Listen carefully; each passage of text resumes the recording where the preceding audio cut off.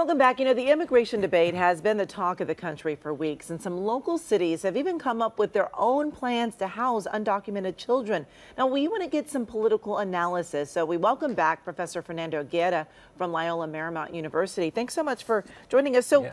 Why is this happening now in the summer of 2014? Well, you know, there's always been economic prosperity, political stability, and social acceptance that has pulled immigrants historically throughout many years.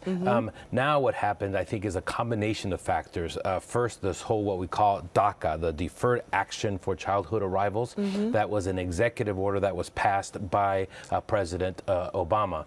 Before that, in 2008, President Bush passed a law that allowed a full procedure for undocumented children who arrived. These two combined to really give a lot of immigrant children rights. And then the misinformation then that if you just arrived in the United States and that you would be able to stay. So that's a combination along with the economic poverty, political instability and violence that's happening in Central America. There are tremendous gang problems. The world recession obviously hit these type of countries worse, and it's taking them longer. Then they also had agricultural misfortunes in that coffee, for instance, is a major crop, and that has failed in Central America, which has caused even more unemployment. And so that's really created the whole environment, the push-pull factors, being pulled by things that are happening here in the United States, being pushed from things that are happening in Central America, and then the idea that people want a better life, and so they're willing to send their children. And you just think about that. You're willing to send your unaccompanied child to do this. How desperate must you be for that to happen? And how do you think that this is really going to impact the effort of immigration reform? Well, many people have thought, I mean, it brings it to the fore. We have to talk about it. We're talking about it now. Everybody's talking about it. But I don't think it's going to, at the end of the day, impact or have the Republicans move in one direction or the President Obama move in a different direction than he would otherwise do. It's going to, I think, give the president more of a leverage for him to create further executive orders.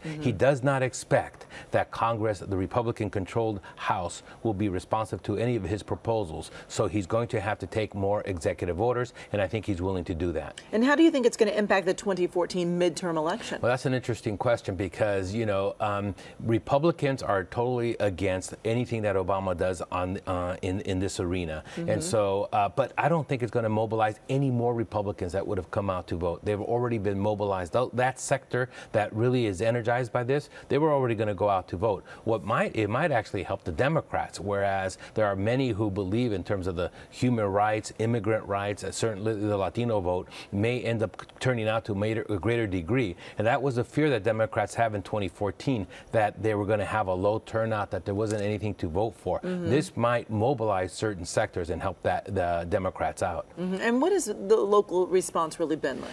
Because the federal government has been so frozen, the inability of the Obama Democratic administration and the Republican House to get along, they have no policies. They've done nothing. Therefore, local governments, both from the left and the right, Republican-controlled and Democratic-controlled cities, counties, and states have taken their own action in immigration. And so, for instance, here in Los Angeles, Mayor Garcetti has set up potential shelters and said that we will accept children and house them while they're going through this procedure. Number two, he's made it clear that the police department is not to turn over individuals who have no criminal records to ICE, Immigration Custom Enforcement. And then you see that also the city of Bell, a very poor city, also willing to take some action to help the children of immigrants. On the other hand, you see cities like Murrieta who are protesting the arrivals.